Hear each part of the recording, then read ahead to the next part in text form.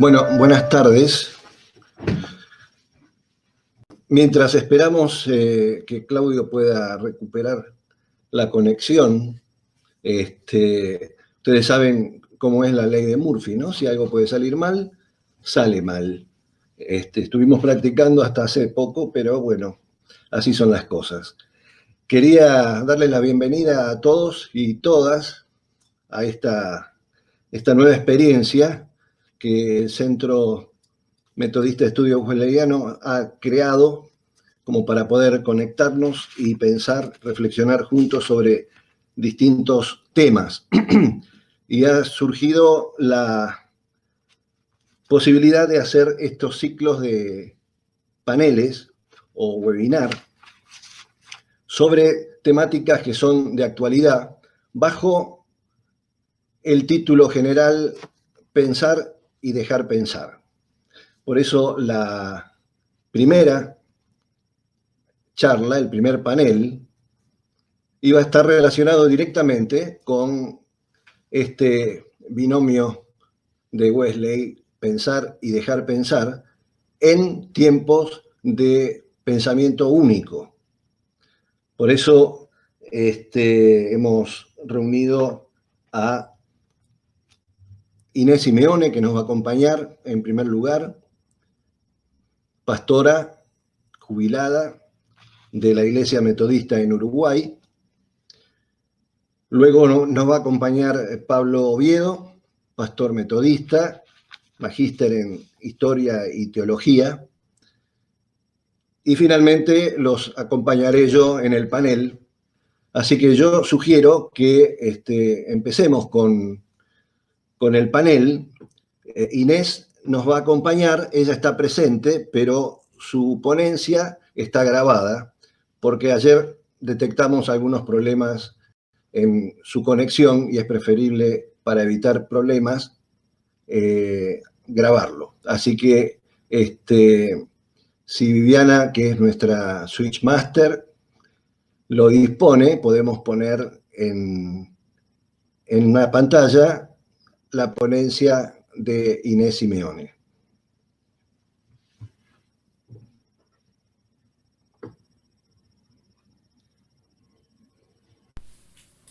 Buenas tardes, hermanos y hermanas de por aquí y de por toda América Latina.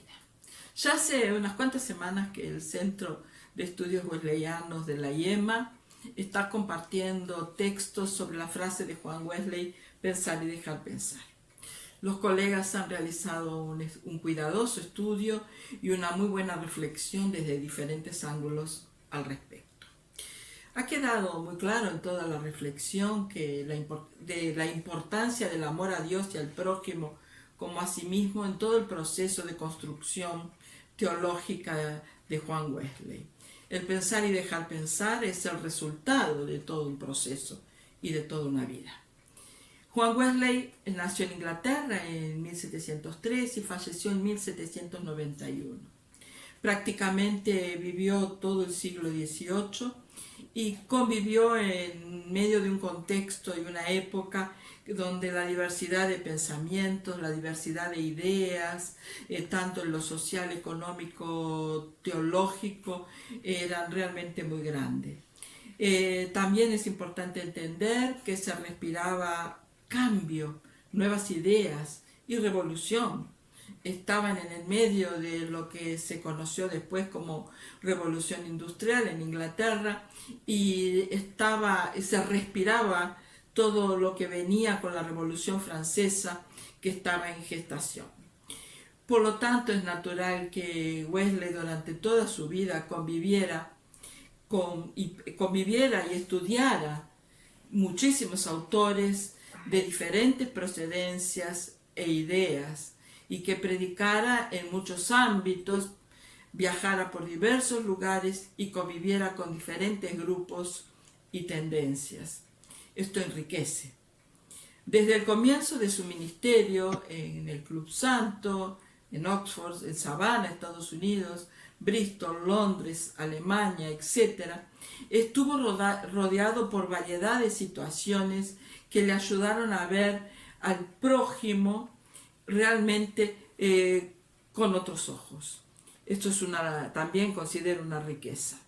Según el profesor Josh Greenberg, se detecta en Wesley una síntesis entre un arminiano del siglo XVIII que defiende la libertad individual y de la razón como dones divinos, un puritano, defensor de la perfección cristiana y la responsabilidad social, y un metodista preocupado con la educación como forma renovada de participación y responsabilidad social. No se puede negar que Wesley era conservador, tanto en lo político como en su vida, muy exigente en la disciplina, en su comportamiento, y que le costaba mucho aceptar nuevas ideas, pero supo hacer sus procesos de crecimiento y cambio cuando necesarios. La diversidad de pensamientos de su época y su experiencia lo llevaron a consolidar ideas y proyectar sus acciones, siempre empapado de un carácter y una ética cristiana muy fuertes. Era común que se discutiera públicamente y que se defendieran las ideas tanto en público como en las internas de las sociedades. Recuerden que Wesley, así como dice en su ensayo El carácter de un metodista, dice lo siguiente: en cuanto a las opiniones que no atacan los fundamentos del cristianismo, pensamos y dejamos pensar. Y en el Sermón 39, el espíritu católico, se encuentran afirmaciones que justifican su pensamiento, del pensar y dejar pensar. Me parece fundamental aclarar que la palabra católico significa universal, siendo por lo tanto una palabra incluyente y no una palabra excluyente o exclusiva. No es exclusiva de una denominación religiosa. Católico es universal. El texto bíblico que inspira a Wesley en el mencionado sermón está en el segundo libro de los Reyes, capítulo 10, versículo 15. Cuando Jehú se fue de allí, se encontró con Jonadab, hijo de Recab, que había ido a verlo. Jehú lo saludó y le dijo: ¿son buenas tus intenciones hacia mí como son las mías hacia ti? Así es, respondió Jonadab. En ese caso, dame la mano, dijo Jehú. Jonadab le dio la mano. Significa que mientras haya diversas opiniones, habrá diversas maneras de servir y adorar a Dios, puesto que la variedad de opiniones necesariamente implica variedad en la práctica. Wesley no se atreve a presumir que pueda imponer un modo de servicio o adoración a nadie, y esto es fundamental. Tener un espíritu católico significa estar abiertos a la universalidad, pero firmemente plantados en lo que se refiere a nuestros principios religiosos, en todo cuanto creemos que es la verdad. Y esta última frase son palabras de Juan Wesley. Entre las muchas preguntas que Wesley hace en su sermón, comparto las que entiendo que son fundamentales para nuestra reflexión de hoy. ¿Son buenas tus intenciones hacia mí como lo son las mías hacia ti? ¿Es tu fe llena de energía del amor? ¿Amas tú a Dios con todo tu corazón y con toda tu alma y con toda tu mente y con todas tus fuerzas? Como dice Lucas. en el capítulo 10, versículo 27. Amas a todo el género humano sin excepción, como a ti mismo. Si amas solo a los que te aman, ¿qué mérito tienes? Amas a tus enemigos. ¿Está tu alma llena de buena voluntad, de tierno afecto hacia ellos? ¿Amas aún a los enemigos de Dios? ¿Muestras tu amor mediante tus obras? ¿Haces todo el bien que puedes? Si es este tu sentir, diga cada cristiano, cada cristiana, que entonces tu corazón es como el mío lo es para con el tuyo. Y si lo es, dame la mano. Y este dame la mano no quiere decir ser de la misma opinión. No necesitas esforzarte para pasarte a mi posición, ni llevarme a la tuya. Que todas las opiniones se queden cada una de su lado. Solamente dame la mano. Por supuesto que a Wesley no le fue fácil darle vida a su pensamiento y a sus palabras. Enfrentó muchas críticas, disputas teológicas, incluso motines y actos violentos. Cuenta Heisenrater en su obra Wesley y el pueblo llamado metodista que la guerra contra los metodistas estaba por todas partes.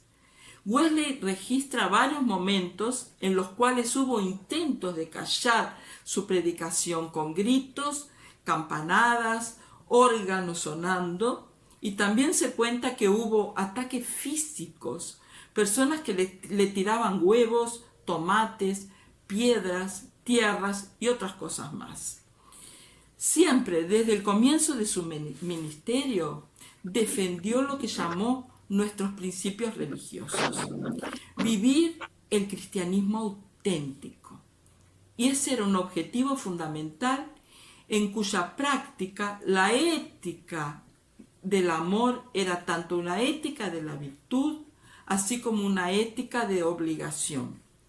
Esto es, resumiendo, amor, búsqueda de la perfección cristiana y compromiso, servicio. Y esto no se negociaba, no era ni es negociable. Son marcas fundamentales de nuestra identidad. Siempre. Nuestra historia está repleta de luchas por los derechos de las minorías. Hay incontables ejemplos de esto. El crecimiento de las mujeres en capacitación, presencia, organización desde los primeros tiempos del movimiento. La promoción de líderes desde los grupos sociales menos favorecidos.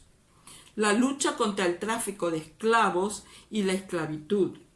El éxodo de los esclavos desde el sur de los Estados Unidos hacia el norte, con ayuda de los metodistas. La participación en el evangelio social y apoyo a trabajadoras y trabajadores. La lucha por los derechos civiles de las mujeres, la lucha contra discriminaciones, etc. Hay mucho para contar. Hoy los diferentes grupos metodistas alrededor del mundo tenemos reglas diferentes, reglamentos distintos, variadas disciplinas y también diversas formas de expresar nuestra fe. Pero las bases doctrinarias son las mismas. O sea, nos respetamos en nuestras diversidades. Estamos unidos en nuestra base doctrinaria y la coherencia, la fe viva a través de la acción, está en nuestro ADN y tendría que ser una constante en nuestro vivir cotidiano. Hoy existe una bipolaridad de ideas y una pasión con la cual las personas se posicionan y hacen con que muchas veces la intransigencia y la falta de respeto sean una constante en nuestras sociedades, en nuestras familias e incluso en nuestras comunidades de fe, constituyéndose obviamente en un testimonio equivocado. El desafío que tenemos es darle vida al pensar y dejar pensar, en un contexto en el cual impera la intención de que existan pensamientos únicos. Impacta la intolerancia fuerte y agresiva a los pensamientos diferentes a lo que cada persona o grupo defiende. Esto se hace más grave por la manipulación a través de los medios de comunicación e información, con destaque para las redes sociales y robots generadores de tendencias. Y esto mire que lo hemos visto y mucho en los últimos tiempos. El recuperar radicalmente los conceptos y prácticas del amor, la ética, justicia, solidaridad y respeto como elementos que no se negocian en nuestras vidas como personas cristianas y metodistas es fundamental. En el contexto actual esto puede parecer una utopía, pero como dice Eduardo Galeano, la utopía es lo que nos hace andar. Debemos volver a las raíces y recuperar nuestras marcas, los cimientos presentes en nuestra génesis, que pueden y deben servir como criterios para examinar y adaptar o transformar nuestras prácticas actuales. Tratar de establecer una conexión fuerte entre el tiempo y espacio seguramente hará posible la construcción de un futuro mejor. Muchas gracias y espero vuestras preguntas. Estaba diciendo que le agradecíamos a Inés por la presentación y que iba a agregar algunos detalles que no comenté antes en relación a la dinámica que vamos a darle a las ponencias. Vamos a escuchar primero las 3 ponencias y después a través del chat, no del micrófono, vamos a ir preguntando. La posibilidad para mandar chat, ustedes la tienen en el ángulo inferior izquierdo de su pantalla, al lado de una manito, hay como un globo, dice abrir y cerrar sala de charlas. Ustedes pueden hacer clic ahí y hacen la pregunta o comentario que quieran hacer. Y vamos a ir, Viviana va a tratar de ir recuperando las preguntas para después hacerlas durante el tiempo que tenemos al finalizar las 3 ponencias. Así que ahora vamos a darle el lugar al pastor Pablo Guillermo Oviedo. Él es magíster en Historia y Teología y profesor de Historia en este momento en la UCEL, la Universidad del Centro Educativo Latinoamericano. Guillermo, Pablo, adelante. Bien, buenas tardes a todos. Quiero aclarar que recién por un momento se me fue la señal y pude entrar nuevamente. Espero no suceda de nuevo. ¿Se me escucha bien? Sí. Bien. Bueno, es una alegría compartir entonces este panel con Inés, con Daniel, 2 colegas en el pastorado, en la teología. Y bueno, sin más preámbulos, creo que esto de encarar este tema del pensar y dejar pensar en tiempos de pensamiento único es un desafío, ¿no? Esto lo afirma muy claramente un filósofo argentino, José Pablo Feynman, en un ensayo que él escribió hace unos años, y él dice: la vida en sociedad es el otro. Esto siempre va a tener vigencia, pero es una frase utópica, porque no está en la condición humana, dice él, la disposición a aceptar al otro, a incorporarlo, a sentir que sin el otro yo no puedo ser yo. Un sistema democrático solo puede basarse en el reconocimiento del otro. Y creo que partiendo de esta dificultad, me parece que en medio de las polarizaciones presentes dentro y fuera de la Iglesia, quisiera plantear 4 puntos claves de nuestra teología wesleyana para reflexionar juntos. Primero, a mi modesto entender, cuando Wesley trabaja este tema del pensar y dejar pensar, lo hace enmarcado en primer lugar en la cuestión de la unidad cristiana. es una profunda preocupación de Wesley que muchas veces nosotros, no lo dimensionamos tanto, ¿no? Wesley fue un apasionado defensor, ¿no?, de la unidad y de la diversidad de la Iglesia, y es una dimensión integral de su perspectiva también de la santidad, ¿no? Por lo tanto, también tiene que ser un aspecto integral de nuestra identidad metodista. Lamentablemente no siempre es el caso, o sea, este tema de la unidad cristiana es fundamental para él, unidad en la diversidad. Y en ese sentido la teología de Wesley tiene un enorme potencial para nuestra iglesia y para este tema y nuestro presente. Seguramente esto suena muy bien, pero vemos cómo nos cuesta, y aquí nos resuena esa frase que se le atribuye a Wesley, pero que bueno, quizás él repite de San Agustín o algún otro reformador. Esa frase dice: en las doctrinas centrales de la fe debe haber unidad, en los temas secundarios pensamos y dejamos pensar, dice Wesley, pero en todo debe haber amor.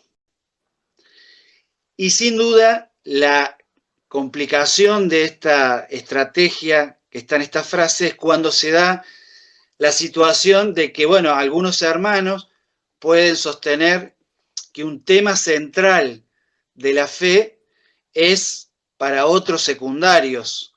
Y creo que ese es uno de los desafíos con respecto a temas éticos o temas de pastoral o de misión. El segundo aspecto que quería mencionar es que Wesley también, cuando trabaja este tema del pensar y dejar pensar, lo hace en uno de los desafíos de su tiempo, que fue combatir el entusiasmo erróneo, o hoy lo llamaríamos el fanatismo. Ese entusiasmo lo consideró como un desorden mental, como una locura religiosa en el sermón La naturaleza del entusiasmo. Y va a darnos dos consejos allí. Uno es: aprende a pensar antes de hablar, dice Wesley, en esto de convivir o de dialogar con otros, y también de que no juzguemos a los demás por lo que otros dicen de ellos, sino poder hacerlo con nuestro conocimiento de primera mano. También aconseja, dice Wesley en ese sermón, que no actuemos como los entusiastas que andan persiguiendo a los demás, ¿no? Y allí Wesley nos va a dar el consejo: Dios no nos llamó a destruir la vida de los demás, sino a salvarla. Y va a decir algo muy interesante: no obligues a nadie sobre cuestiones de religión, ni lo fuerces a entrar por medios que no sean la razón, la verdad y el amor. Bueno, este es uno de los, me parece, sermones donde Wesley va a trabajar esto, como en el espíritu católico que mencionó Inés, ¿no? Entonces, el conocer de primera mano, el pensar antes de hablar, esto de la eliminación o la persecución del otro, es una marca muy profunda también cuando lo pensamos en nuestra cultura latinoamericana, que quedó sellada con la conquista y el genocidio, con el autoritarismo y la imposición. Por otro lado, y un tercer aspecto que quería mencionar, es que la fuente principal desde donde Wesley encara este tema, y yo diría la marca principal de toda la teología wesleyana, porque lo han dicho ya otros teólogos wesleyanos, es que la fuente de este pensar y dejar pensar es la experiencia viva del amor de Dios, de la gracia de Dios.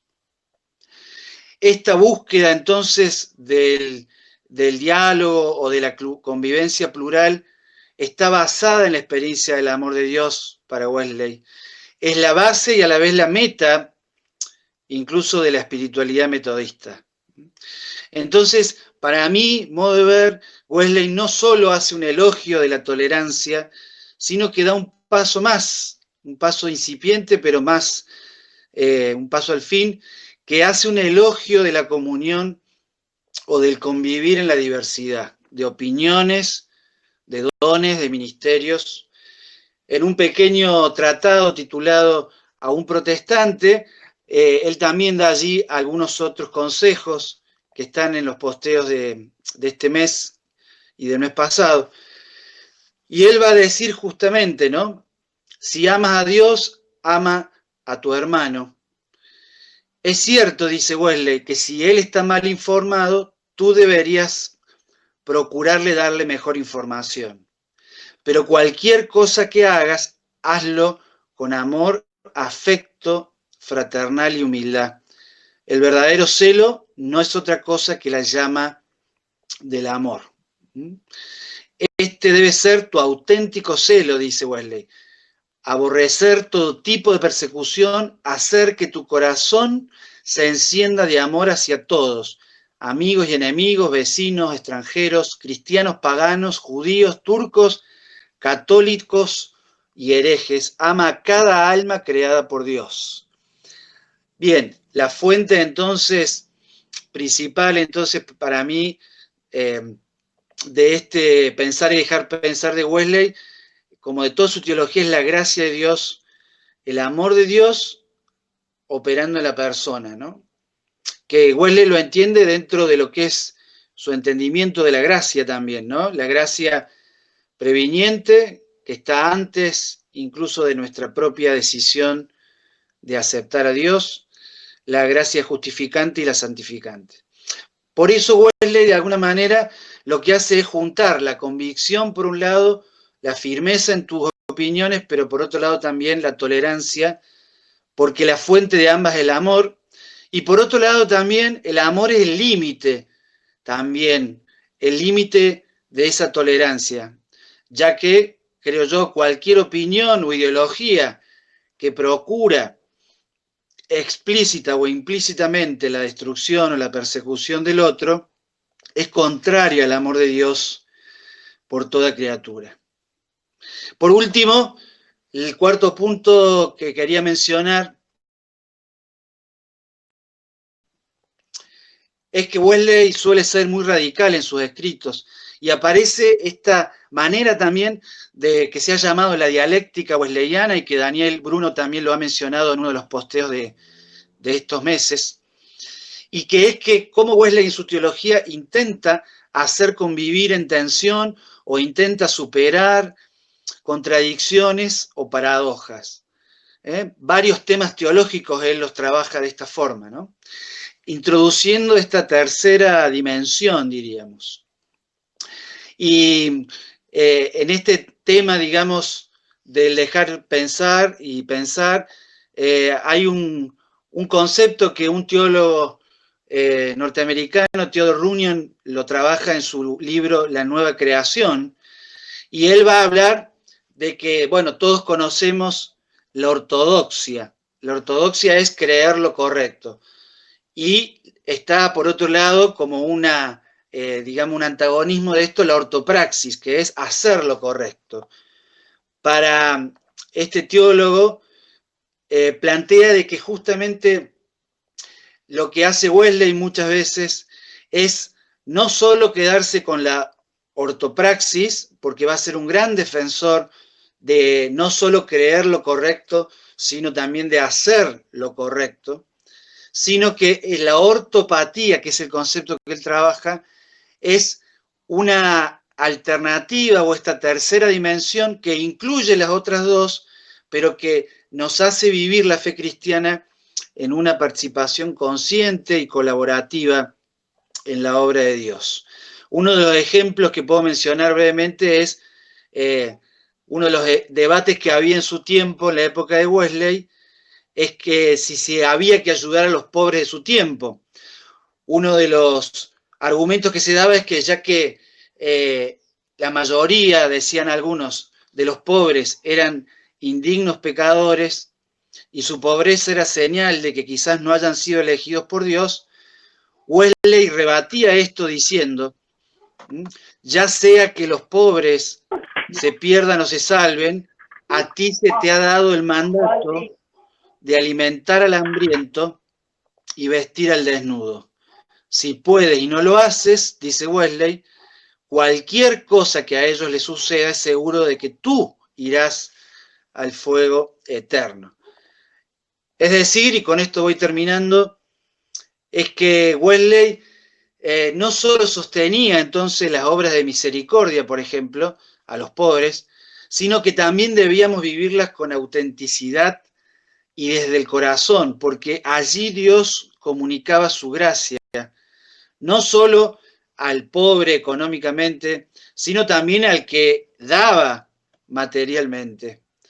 Y también, lo va a mencionar en otros de los escritos, no debíamos hacerlo de arriba hacia abajo, como se hace muchas veces esa mal llamada caridad, con paternalismo o haciendo sentir el poder hacia el otro, sino hacerlo en ese amor de Cristo, ¿no? O sea, tratar al otro no como un objeto, sino como un sujeto, ¿no? Entonces, en esto de hacerlo correcto, también implica hacerlo, podríamos decir, no solo es el qué hago, sino también el cómo lo hago, ¿no? Ese concepto de la ortopatía wesleyana.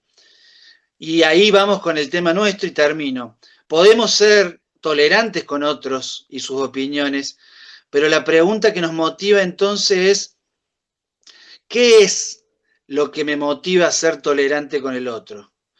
Porque si lo que nos motiva ser tolerante es la sola intención de que termine pensando o haciendo como nosotros creemos, sospecho que es...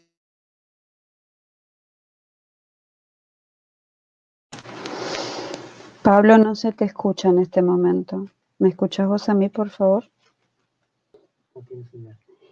Bueno, ahora perdimos a Pablo. Bueno, estaba sobre el final. Mientras intentamos recuperarlo, lo bueno, muy bueno, es que sí recuperamos a Claudio, ¿verdad? Claudio, ¿estás ahí? Claudio Pose, te veo. Hey, ¿me escuchan? Maravilloso. Estoy con el teléfono móvil, porque con la computadora no funcionó. Vamos a permitirle, si les parece, la palabra al pastor Daniel Bruno. Y después, en cuanto retorne el pastor Pablo Oviedo, vemos lo que le quedó. ¿Les parece bien esto? Perfecto. Bien, entonces, voy a presentar al pastor Daniel Bruno, presbítero de la Iglesia Evangélica Metodista Argentina, licenciado en Teología en ICEDET y magíster de Teología e Historia en la Universidad de Drew en los Estados Unidos. Es profesor de Historia y director del Centro Metodista de Estudios Wesleyanos. Daniel, todo tuyo. Bueno, muchas gracias, Claudio. Nos alegramos volver a escucharte. Bueno, agradezco la participación de Inés y de Pablo previamente, porque enriquecen el panorama sobre este tema que es realmente central para el pensamiento wesleyano y para nuestro pensamiento como cristianos del siglo XXI. Yo llamaría a este enfoque que voy a hacer Wesley el primer crítico del pensamiento único a través de su binomio libertario. Vamos a ver de qué se trata eso. Para ubicar la generación de este binomio que creó Wesley, hay que hablar un poco de los 2 siglos anteriores. No voy a hablar de 200 años seguidos, pero simplemente en breves líneas, qué había pasado en el siglo XVI y XVII en Inglaterra con la religión. La religión era sinónimo de guerra. Desde que se creó la Iglesia Anglicana y Enrique VIII generó lo que se llamó el Acta de Supremacía. Supremacía era la Iglesia Anglicana sobre todas las demás expresiones religiosas. Por lo tanto, hubo guerra contra los católicos, que tenía carácter tanto doctrinal como político, porque el catolicismo tributaba a Roma, un poco el mismo problema que había tenido Lutero con el catolicismo romano en Alemania, pero también una lucha férrea contra los calvinistas, contra los cuáqueros, contra los bautistas y anabaptistas, con los cuales tenían graves problemas doctrinales el anglicanismo. Más adelante Isabel I también tiene su parte en la represión de ideas.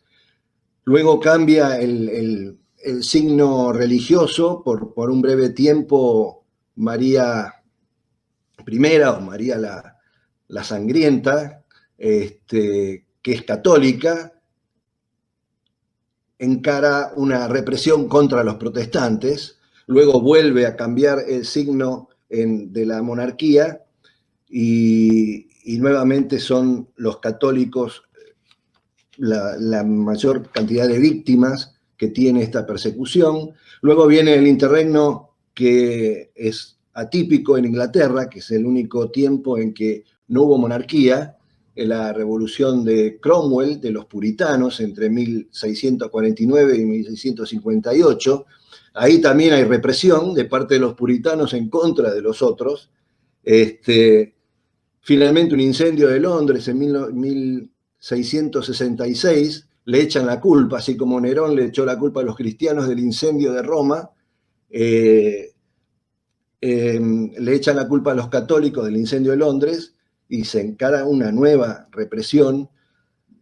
Se establece lo que se conoce como el Acta de Uniformidad, donde ahí se establecía qué era lo correcto y qué no.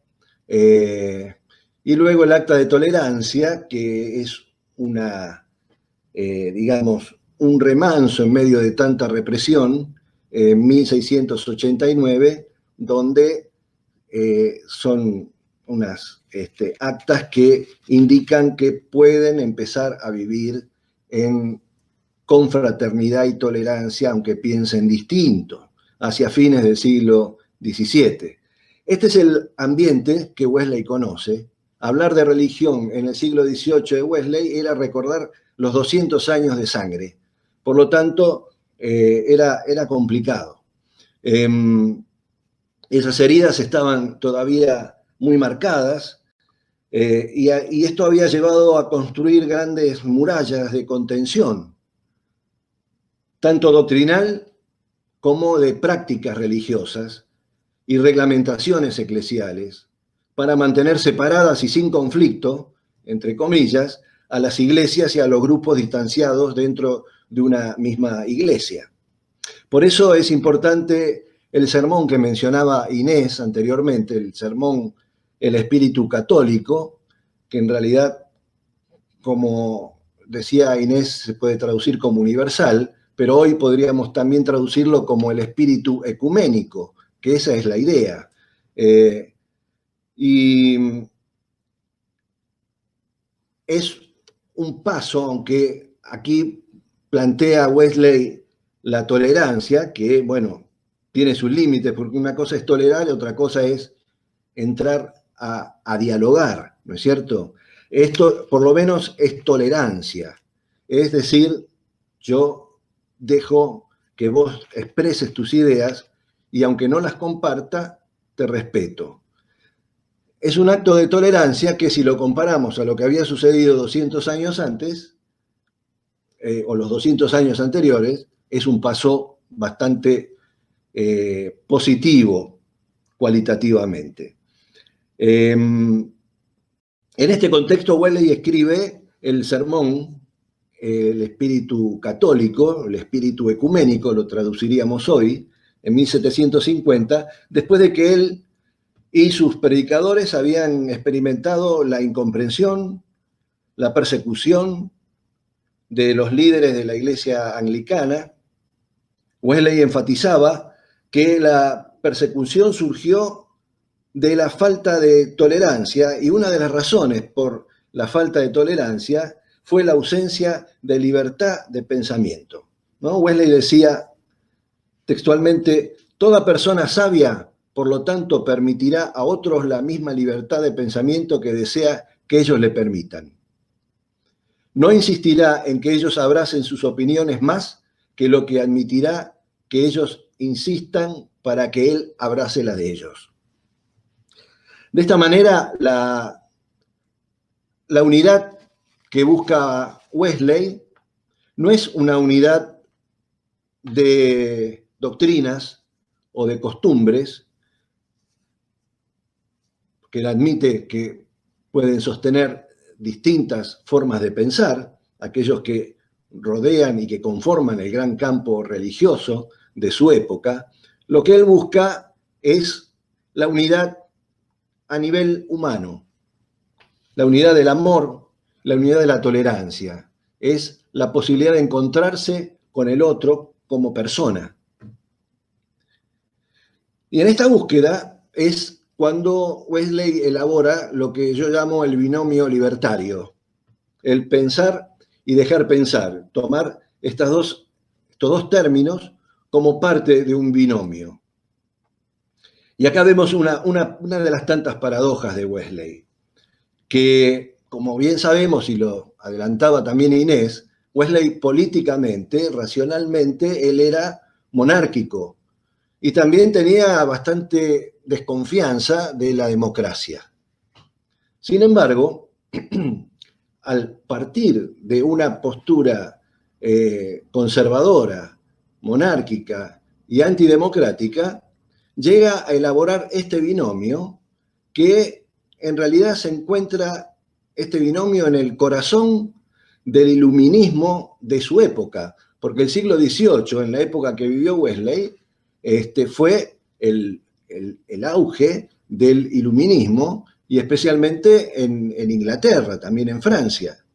Pero en Inglaterra estaba John Locke, el empirista y iluminista, con el cual Wesley, a pesar de lo que muchos podrían pensar que no tiene nada que ver, porque Wesley monárquico, Locke libertario, criticaba la monarquía, criticaba el principio de monarquía dada por Dios. Sin embargo, hay unas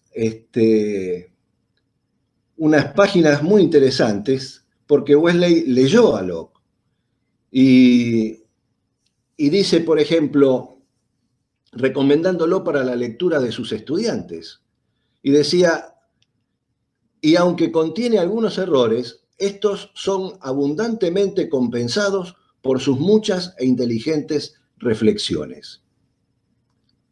Es interesante que una persona como Wesley, con una estructura bastante conservadora, haya podido comprender y hacer el esfuerzo para entender a Locke. Por lo tanto, tenemos en Wesley, en su persona, en su forma de pensar, este binomio que él expresa como pensar y dejar pensar. O sea, si lo dividimos, pensar es justamente la valoración que hace Wesley de la razón humana, que eso es lo que lo diferencia de los reformadores anteriores, especialmente Calvino, pero Lutero también, que miraban con mucha sospecha la razón humana, porque la consideraban sucia con el pecado humano. Pero bueno, Wesley, la reflexión que hace sobre la gracia de Dios, su teología basada en la gracia, que limpia la posibilidad de la razón, pone a la razón humana en un nivel paralelo a la fe.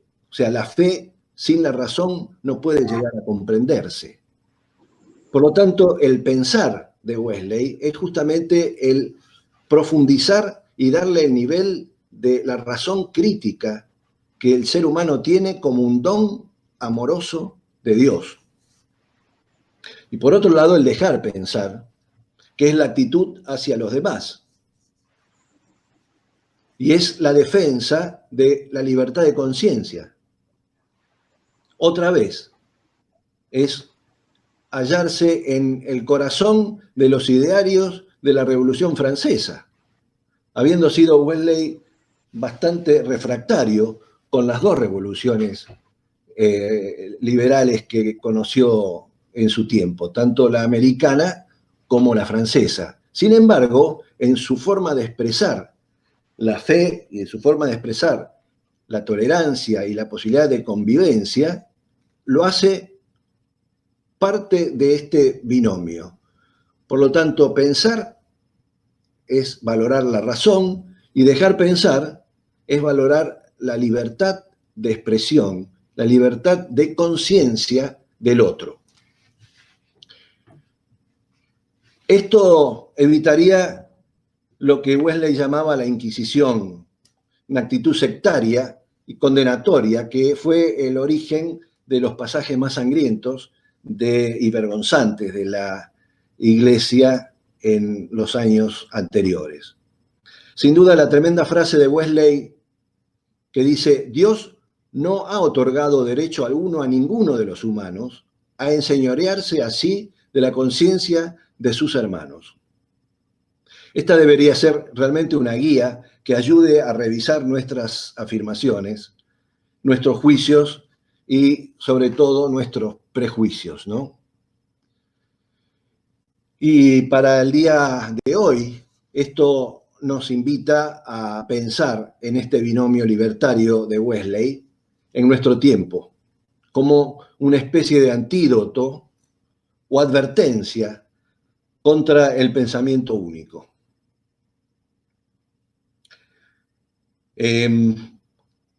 La noción de pensamiento único es muy antigua.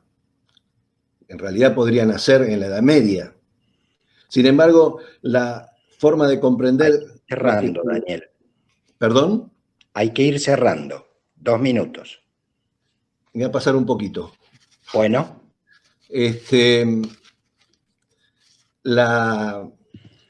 La forma de comprender el pensamiento único lo vemos, por ejemplo, en el libro famoso del año 1964 de Herbert Marcuse, El hombre unidimensional, ¿no es cierto? Que está el ser humano, según Marcuse, formateado por los medios masivos de comunicación, como se llamaba en aquel tiempo, para pensar como consumidor, ¿no? Es decir, la sociedad de consumo ordena la mente y, por lo tanto, el pensamiento del ser humano. Después, más adelante, el periodista español Ignacio Ramonet es el que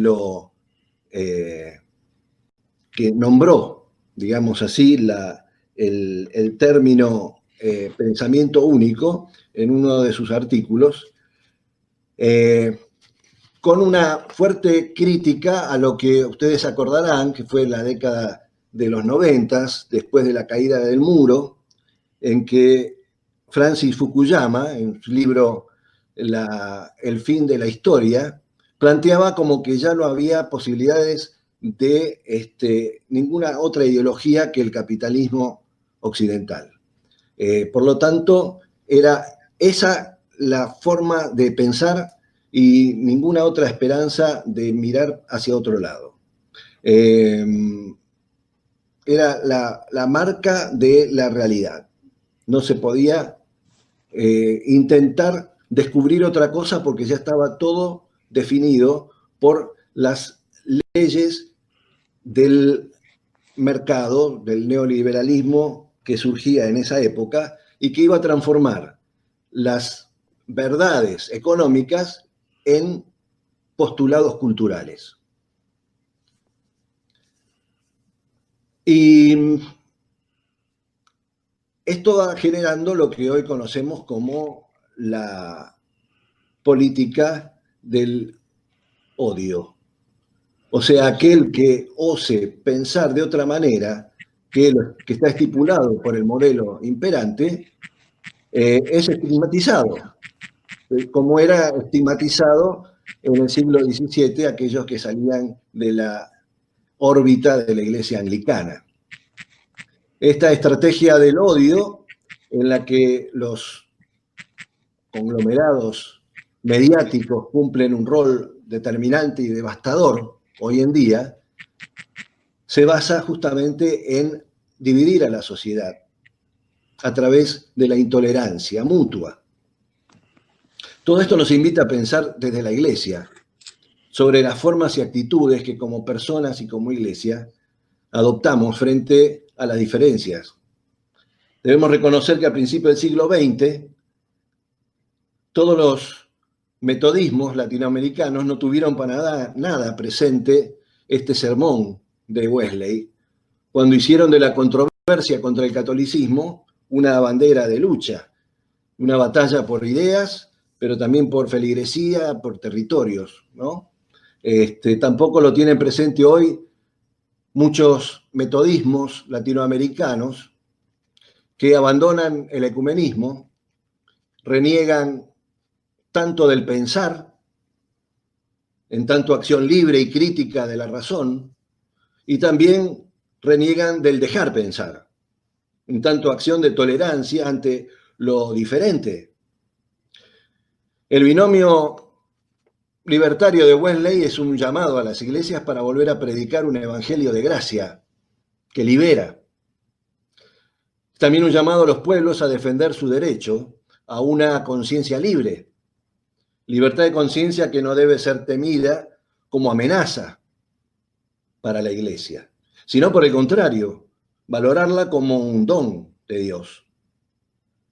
Por eso cuando las subjetividades hoy en día de los pueblos se encuentran cada vez más manipuladas por poderosas empresas mediáticas, creadoras de realidades falsas, esta afirmación wesleyana es una muy buena noticia para ser predicada y un derecho humano inalienable para ser defendido. En este sentido, el espíritu ecuménico no se agota en las buenas relaciones con hermanos y hermanas en la fe que piensan distinto, sino que avanza en territorios de valores ecuménicos globales, tanto en el ámbito religioso como también en el científico, en el ético y en el político. Y la pregunta que nos tenemos que hacer como iglesia frente a esta valoración de Wesley en su tiempo es, ¿estamos pensando? O sea, ¿le estamos dando lugar a la razón crítica para evaluar y proyectar nuestra misión como iglesia hoy? Y por otro lado, ¿estamos dejando pensar? ¿Estamos siendo tolerantes? ¿Estamos incluyendo al que piensa distinto? ¿Nos parece que una conciencia libre es una amenaza para el Evangelio o al contrario? Son algunas de las preguntas que evidentemente nos surgen y nos levanta este binomio libertario de Wesley que desde su tiempo nos ilumina y nos desafía al día de hoy. Gracias. Bien, estamos intentando recuperar al pastor Pablo Oviedo porque se ve que tiene un problema de conexión. No estamos, o yo por lo menos no he podido registrar preguntas, entonces quisiéramos aprovechar este primer momento hasta que surja tal vez algunas preguntas para los panelistas, si la pastora Inés Simeone quisiera dar alguna opinión sobre la ponencia del pastor Oviedo y del pastor Bruno, y lo mismo para el pastor Bruno, si quisiera hacer alguna mención a las ponencias anteriores. Así que los dejo a los dos panelistas que tenemos en este momento, hasta que recuperemos al tercero, que puedan hacer algún aporte más. Muchas gracias.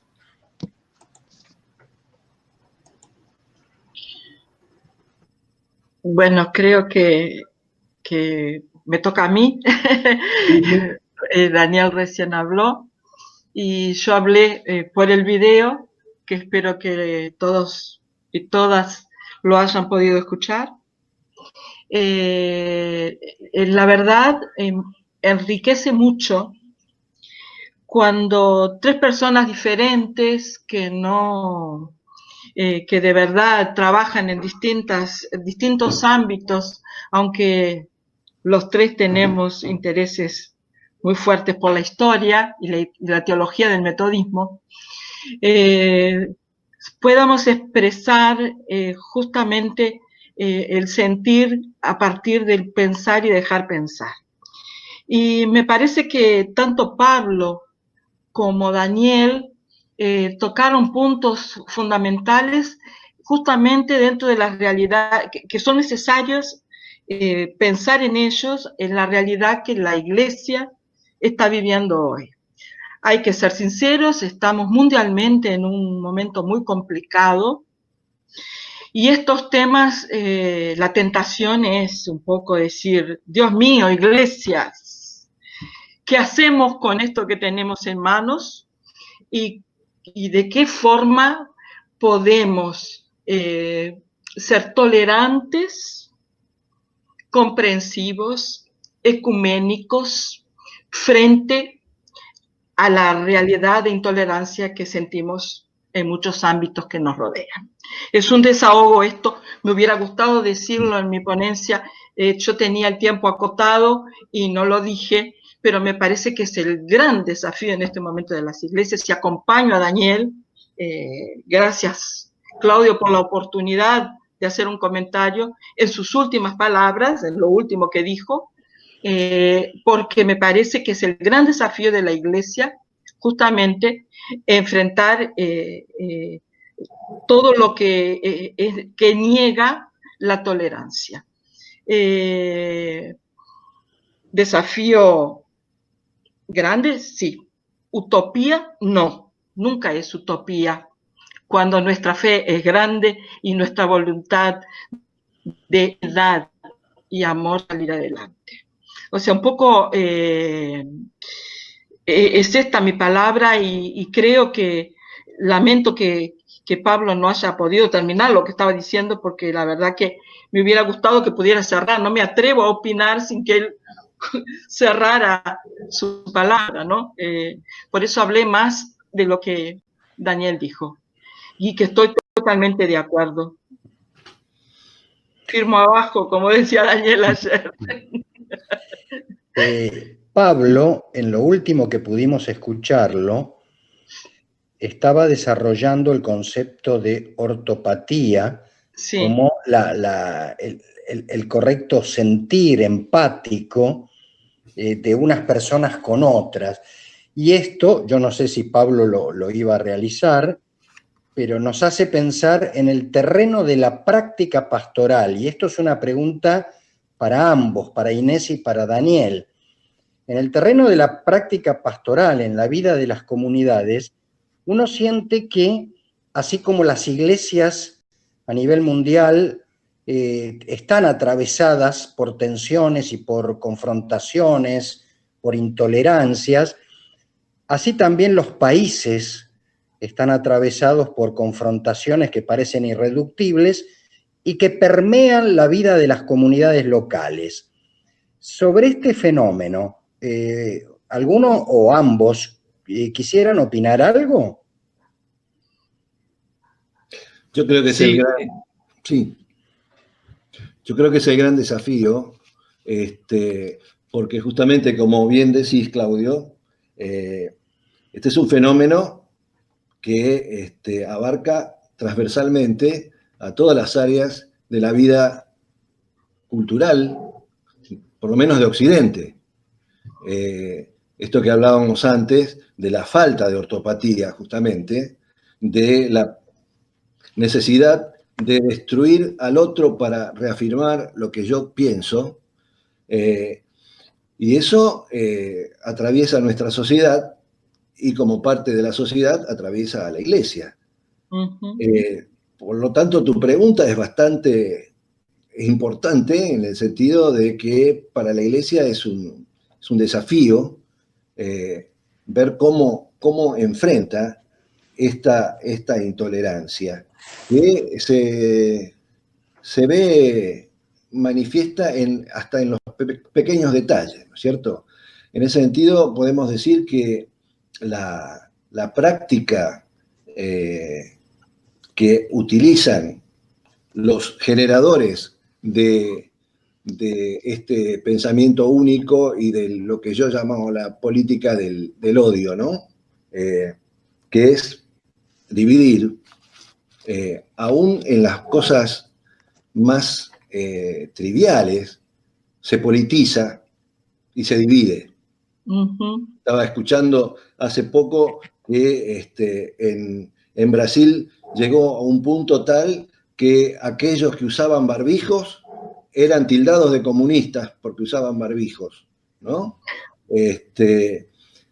Y otro que contaba el otro día que había alguien que habló sobre el dulce de leche y entonces uno dice, sí, pero no me gusta ese dulce de leche. Y el otro dijo, pero cállate, que vos sos un kirchnerista. Y vos callate, que sos un macrista. A partir de la valoración o no de un dulce de leche determinado. Y no es un chiste, es verdad.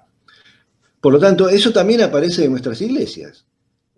Estamos incapacitados muchas veces, con la pastora de Ramos, con Silvina, hemos charlado muchas veces, estamos casi incapacitados para usar redes sociales porque una palabra mal puesta en esas redes sociales explotan. Explotan hasta con agravios y pasa dentro de la misma iglesia. Yo creo que, o sea, no tengo la receta, pero creo que ese es uno de los temas fundamentales para proponernos pensar hacia el interior de la iglesia, cómo contrarrestar la intolerancia, ¿no? Y trabajar desde ese punto de vista. Pero para hacerlo hay que sacarla a la luz, y eso es lo que a veces quizás nos cuesta más porque tenemos miedo de dejar que aflore y trabajar sobre eso. Porque si se oculta, nunca vamos a estar hablando sobre el real problema, ¿no es cierto? Me parece que ese es uno de los desafíos sobre los cuales tenemos que usar justamente lo que decía Welle, la razón y la razón crítica, y ver cómo podemos elaborar una pastoral y una misión hacia la tolerancia. Y después el otro paso, porque es cierto, la tolerancia es el límite, ¿no? Yo siempre digo, el concepto de libertad del liberalismo histórico es mi libertad termina donde empieza la libertad del otro. Y yo puedo decir, bueno, está bien, es una condición necesaria, pero no suficiente. Porque como cristiano yo no me veo limitado en el otro, sino al contrario, yo soy libre gracias al otro. Por lo tanto, una vez que yo respeto al otro, o sea que soy tolerante, tengo que ir por más. Y debo aceptarlo en otro montón de cosas y poder discutir y enriquecernos mutuamente. Yo creo que por ahí pasa el gran desafío pastoral, ¿no? Gracias, Daniel. Claudio, Antes de darle la palabra a Inés, tenemos estamos intentando recuperar a Pablo. ¿Ya lo tenemos? Yo estoy, ¿vos me escuchás? Sí, perfecto, Claudio? Pablo. Así puedes terminar. Pedí que termines tu ponencia, por favor, porque estaba todo el mundo muy atento. Y luego ya volvemos a las preguntas y le damos la palabra a Inés. Continúa, Pablo, por favor. Sí, no, en realidad no sé bien hasta cuándo se me escuchó, pero al final un poco lo que veo en el chat, que un poco en esto de la ortopatía sería en este planteo radical de la fe cristiana, creo que es tratar de justamente descubrir qué es lo que nos... Bueno. ¿Se nos volvió a cortar, Pablo? Le vamos a tratar de que Inés pueda redondear, porque si no va a haber mucha distancia entre la respuesta de Daniel y la de Inés a la misma pregunta sobre la cuestión de la práctica pastoral en medio de las tensiones, de las grietas y las confrontaciones. Le damos lugar a Inés y Viviana, seguimos por privado con las preguntas, por favor. Adelante, Inés. Bien. La práctica pastoral es casi como para quien hizo un curso de teología, hablo de cualquiera de nosotros que haya estudiado teología, que sea muy prolijo en su teoría, en sus ideales, en sus sueños pastorales, y va a trabajar una comunidad de fe, pensando justamente en pensar y dejar pensar, en el amor como fundamento principal. Y esto, a mí como pastora, yo trabajé muchos años como pastora, fue una de las cosas más difíciles que me pasó en mi vida pastoral. Estoy trayendo la práctica aquí. Por ejemplo, traigo un ejemplo así concretísimo de que es complicada como pastora, pensando con una cabeza muy abierta y libre y llena de amor. Se sienta delante mío una persona que yo sabía que había sido torturador en el tiempo de dictadura. Y se sienta para decirme que había sido torturador y que no estaba arrepentido por eso. Pero quería ser parte de la comunidad y quería que la comunidad lo respetara. Otra que oración hay que hacer para que Dios te ilumine, te guíe, te acompañe, para que puedas aplicar todo el amor que tenés en el corazón y tratar de conversar con esa persona y acompañarla en esta misión que es ser parte de una comunidad de amor y de fe, a partir de una historia personal como la que él tenía.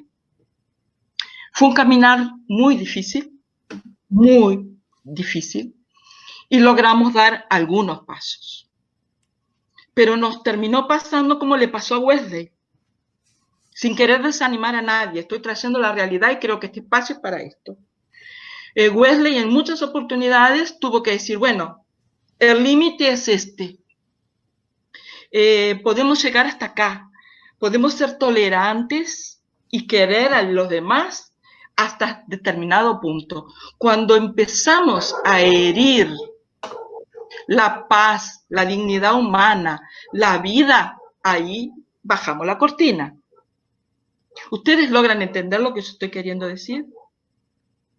Y es un poco lo que nos pasa. Tenemos miedo de tomar actitudes firmes juntamente con las congregaciones, que a veces esperan de nosotros un tipo de actitud que diga, bueno, vamos a sentar, conversar y ver qué camino seguimos en favor de la vida, unidos por el amor. ¿Es romántico? Sí, es romántico, pero es el camino. Es como dijo un niño una vez en un congreso en San Pablo, en la ciudad de San Pablo, cuando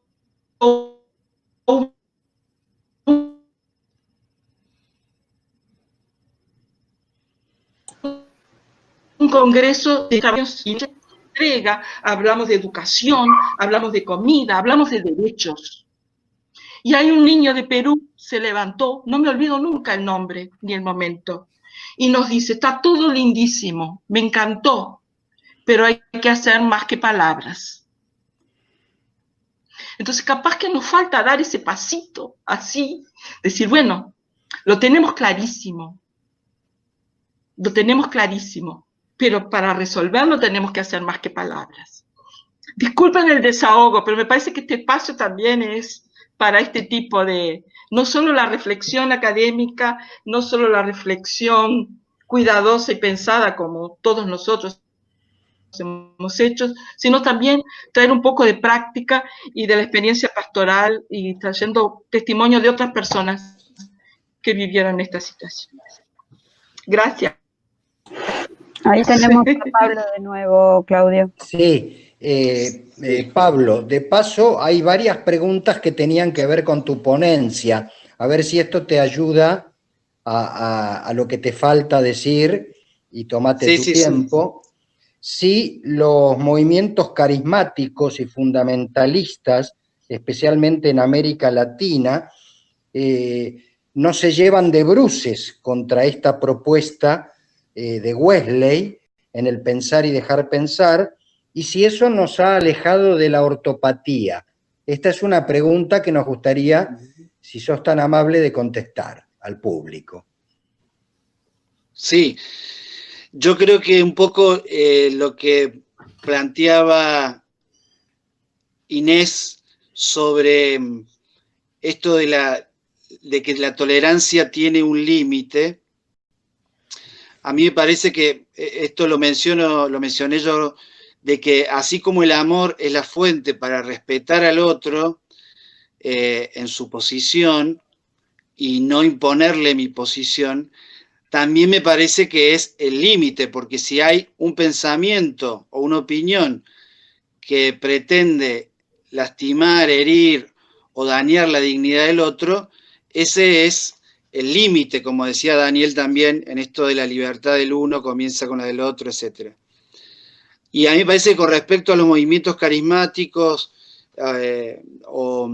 algunos fundamentalismos presentes en las iglesias evangélicas, no solo en los movimientos carismáticos, me parece que por supuesto es parte del desafío, ¿no? El fundamentalismo, no solo de la ortodoxia, porque hay fundamentalismo de la sana doctrina, como se dice, como también a veces hay algunos fundamentalismos en la manera de hacer las cosas también, ¿verdad?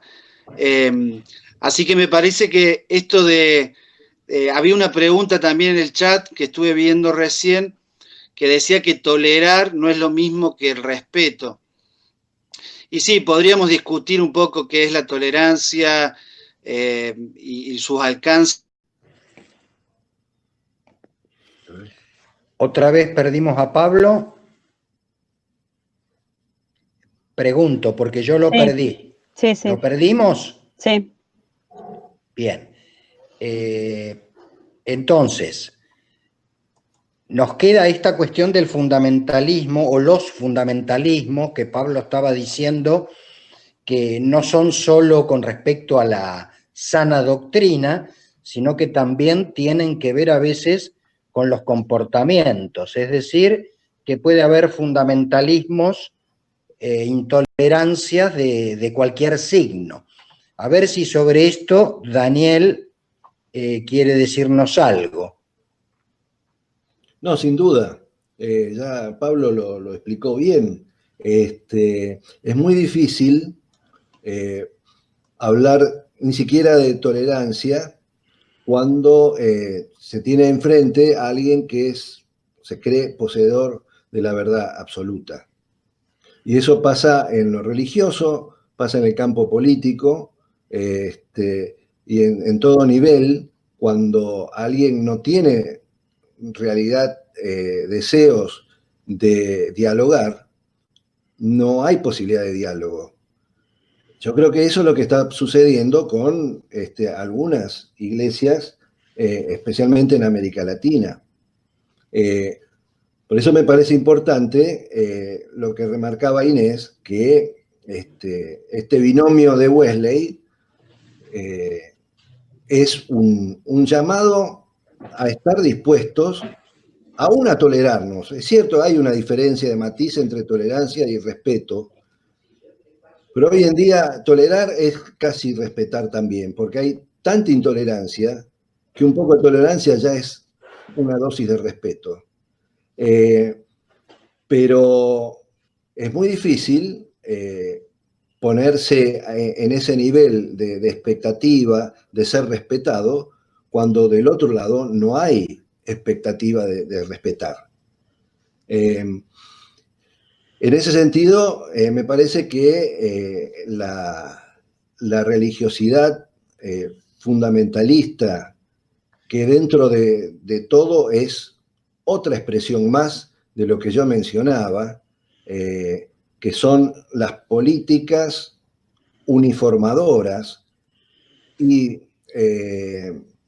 divisorias que se establecen los grandes grupos hegemónicos para dividir las causas populares. Esto es una verdad desde la década del 70, que yo recuerdo uno de los informes llamados Informe Rockefeller, cuando Rockefeller era secretario de Estado de Nixon, que él sugería, al ver una iglesia muy activa en América Latina, participando en luchas sociales, políticas, él sugería mucho dinero para fomentar grupos sectarios, fundamentalistas y espiritualizantes, para contrarrestar a una iglesia comprometida. En ese sentido, me parece que uno no tiene que perder de vista esta funcionalidad de ciertos grupos cristianos fundamentalistas en objetivos no siempre explícitos, ¿no? Entonces ahí es muy difícil hablar de estar abiertos al diálogo y a la tolerancia. Bien, Inés, sobre este asunto en particular, ¿quisieras agregar algo? No está Inés, parece. Bien, hay otra Sí, estoy acá. ¿Así? Sí, sí. Bueno, Sí, te está escuchamos. bien. No agregaría nada. Hay otras preguntas que creo que tendríamos que... O sea, estoy viendo acá preguntas que me parece que son también muy importantes con respecto justamente... A ver, déjame ver acá. Bien. Sí tengo una pregunta sobre si la cuestión del pensar y dejar pensar no incluye también preguntar o indagar sobre qué piensan las ovejas, utilizando Sí, la metáfora bíblica. Bueno, Daniel o Inés, cualquiera de los dos o ambos, quisieran hacer un comentario sobre esto. tendremos que... Sí. Las ovejas somos todos y Claro. todas. Creo que justamente el diálogo, la conversación es fundamental en esto, en esta dinámica del escuchar, casi diría así, escucharnos como comunidades, conversar, escuchar las diferentes posiciones, opiniones, tendencias y tratar de encontrar caminos que puedan, o sea, que se pueda transitar juntos y juntas. Como dije en la primera parte cuando hablé, puede parecer una utopía, lo estoy repitiendo mucho, pero es el camino. Y las ovejas creo que quieren hablar a veces. El problema es que a veces pastor o pastora, ovejas, a mí no me gusta usar esa expresión y hacer esa bipolaridad, parece autoridad y no autoridad, y no es así. La autoridad lo tenemos todos y todas aquellas que creemos en Dios, en Jesucristo Bien. como señores. Sí, Inés, perdón. Salva, que eso está bien. Ah, bien. Tenemos a Pablo Oviedo rescatado nuevamente. A ver, Pablo, si podemos. Te damos la palabra. Sí, fui rescatado por tercera vez ya. Ya que el Señor se cansa, ¿eh? Sí, sí, sí. Bueno, no, en realidad, con respecto a esto, los consejos de Wesley, pensar antes de hablar, y nosotros, como decía Inés, poder escuchar también, ¿no? Me parece que uno de los problemas que tenemos hoy lo digo desde mí también, desde mi propia experiencia, es esto del pensamiento motivado que se habla hoy, o lo que tiene que ver con que muchas veces vamos a buscar todo lo que refuerza ya nuestro pensamiento y nos cuesta mucho escuchar a veces. El lenguaje es a veces puede ser un impedimento cuando no logramos entender bien lo que el otro está planteando. Así que me parece que esto de poder escuchar mejor es un desafío que tenemos siempre. Recuerdo Dietrich Bonhoeffer, no metodista luterano, pero en su librito Vida en Comunidad planteaba el primer servicio que un hermano le debe prestar al otro en la comunidad es escucharlo. Sí. Bien, gracias, Pablo. Sí, ¿podrías leer la última pregunta? Porque yo no puedo acceder en este momento al chat. De Miriam y David, Sí. de San Luis. Cuando se presenta la diferencia de opinión, se impone el pensamiento con la base en que nosotros somos más. No hay discusión o diálogo, sino descalificaciones. Sí, está bien el amar a los hermanos, pero no solo al que piensa distinto, sino a los que no se animan a decir que no piensan igual, solo callan. Desde la teología de la ternura, ¿cuáles son las actitudes a tener en cuenta? Bien, esto es una pregunta para los tres panelistas. Sí, me parece importante también hilvanar ahí Maximiliano Heuser, desde el sur nos decía, es interesante que el Evangelio nunca habla de tolerar, habla de amar. Si no puedo amar a otros en mi comunidad o fuera de ella, mi falla es grande. Bien, escuchamos la opinión de los panelistas. Sí, Daniel, aprovecho que estoy, Claudio, digo, y si les parece, digo algo con respecto a eso. Dale. Sí, por favor. Antes que me vaya de nuevo a los abismos. Creo que también aparece en uno de los comentarios esto de cómo tratamos al adversario o al antagónico, al enemigo. Sí. Y me parece que también, Wesley menciona esto varias veces, hay que amar al enemigo como lo dice Jesús, obviamente que es el gran desafío que tenemos, ¿no? Lo que pasa que amar al enemigo no significa, y es toda una discusión teológica y demás en la historia de la iglesia, pero digo, amar al enemigo no significa dejarse pisotear, ¿verdad? Sino es enfrentar al enemigo con la verdad. Y me parece que esto también, cuando Wesley dice que hay que procurar en ese diálogo poder convencer o darle mejor información al que no piensa como nosotros, me parece que también es importante esto de amar al enemigo no significa que le vamos a dar la razón o que vamos a tolerar sin más su opinión, ¿no? Creo que el desafío es poder hablar con asertividad y a la vez con respeto, con empatía, digamos, de lo que el otro piensa, pero nunca dejando de enfrentar cuando hay alguien que está planteando algo que socava la dignidad del otro, ¿verdad?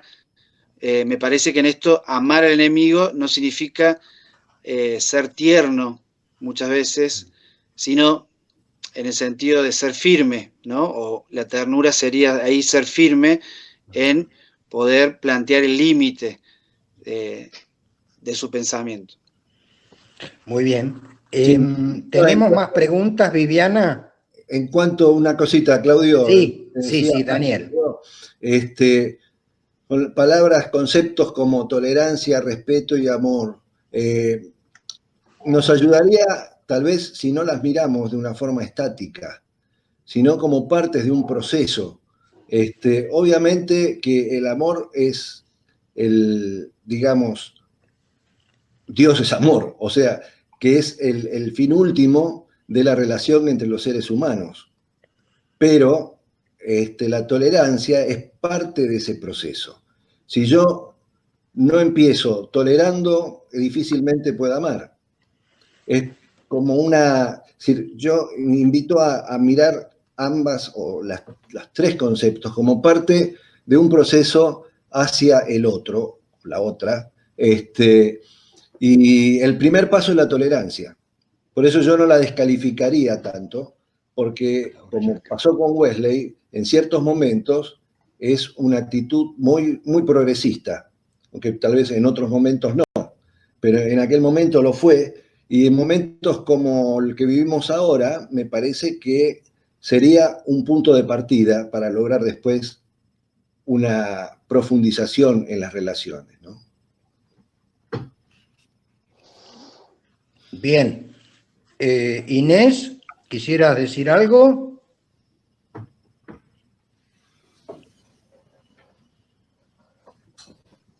Parece que no la tenemos a Inés.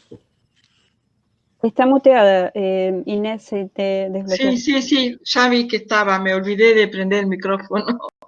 Yo quería un poco comentar, Maximiliano escribió desde el sur y habló justamente, ahora si las personas con las que tratamos no toleran ni aman, debemos bajar la persiana, como yo había dicho. El tema de bajar la persiana es una forma de decir que por lo menos hay que cambiar de estrategia, hay que cambiar de forma de trabajar, hay que conversar más, hay que acercarse más. Tal vez nos acercamos mucho, pero cambiar, hacerlo de otra forma. Un poco quería aclarar esto que incluso él dijo que no necesitaba aclaración, pero me pareció importante que se entienda lo que quise decir con bajar la persiana, de cerrar la puerta. Es solo una aclaración. Bien. No tenemos más preguntas, ¿o sí, Viviana? Las que te pasé, Claudio, las que ya tenés. Lo que llegó después son comentarios que vuelven. Bien, entonces, de lo que yo vi, no sé si no tenemos más, o me mandaste más. Perdón porque no puedo verlas. Es que varias, supongo que las quisiste resumir cuando hablaste de fundamentalismos, había varias que iban en esa línea, de Frank, de Olga. Sí, sí, además... De Hansi.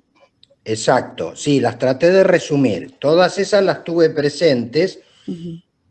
También quiero recordarles que esto es un ciclo que continúa todos los martes, donde vamos a volver a algunos de estos temas desde distintos ángulos, y ya en realidad los estamos invitando al martes que viene, donde justamente el tema del panel va a ser una pregunta: evangélicos, es decir, ¿cómo nos llamamos hoy? ¿Protestantes, evangélicos, cristianos? Bien, vamos a hacer un panel sobre esto, o sea que es posible que estas cuestiones del fundamentalismo y otras expresiones vuelvan a aparecer.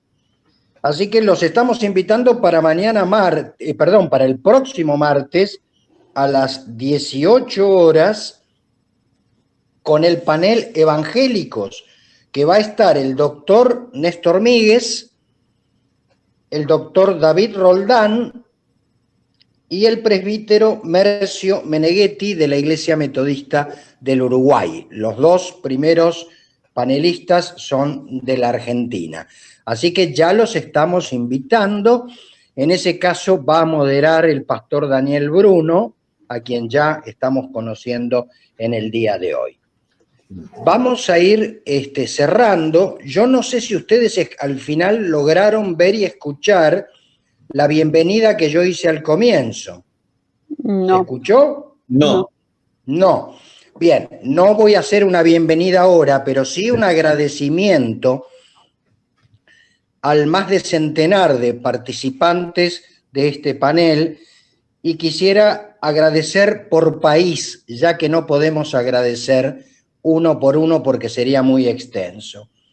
Hay hermanos y hermanas presentes de México, de Puerto Rico, de Perú, de Chile, de Uruguay, de Brasil, de Bolivia, de Costa Rica, de Venezuela, de República Dominicana, de Gran Bretaña, de Argentina, de Colombia, de Dinamarca, de Suiza, de los Estados Unidos y de España. Muchas gracias a cada uno y a cada una de ustedes. Daniel, si no hay otro tema, vamos a ir cerrando. Sí, sí. La idea Bien. era, bueno, invitarlos a todos y a todas para el próximo martes. Una simple corrección, el próximo martes es el segundo panel, pero después es martes por medio. No Sí, son perdón. todos los martes Sí. seguidos. Ya van a recibir o habrán recibido una promoción con el cronograma de paneles durante el mes de agosto y septiembre.